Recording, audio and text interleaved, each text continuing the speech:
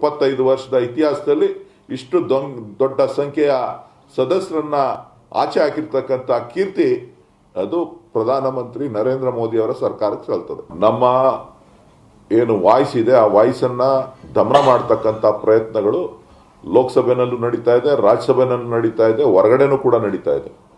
ಇವತ್ತು ನಾವು ನಮ್ಮ ವಾಯ್ಸ್ ಅನ್ನ ತೋರಿಸಬೇಕು ಅಂತ ಅಂದ್ರೆ ನಾವು ಪ್ಲೇ ಕಾರ್ಡ್ಗಳನ್ನು ಹಿಡ್ಕೊಂಡು ಹೋಗ್ಬೇಕಾಗ್ತದೆ.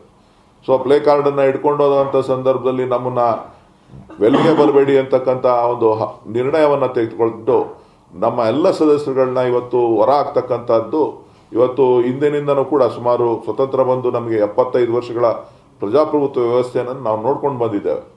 ಭಾರತೀಯ ಜನತಾ ಪಕ್ಷದವರು ವಾಜಪೇಯಿ ಅಂತ ನಾಯಕರು, ಅಡ್ವಾಣಿ ಅಂತ ನಾಯಕರು, ರಾಜನಾಥ್ ಸಿಂಗ್ ಅಂತವರು, ಸುಷ್ಮಾ ಸ್ವರಾಜ್ ಅಂತವರು ಕೂಡ ವೆಲ್ನಲ್ಲಿ ಬಂದು ಹೋರಾಟವನ್ನು ಪ್ರತಿಭಟನೆಯನ್ನು ಪ್ರತಿಯೊಂದು ಹಂತದಲ್ಲೂ ಕೂಡ ಮಾಡಿದ್ದಾರೆ.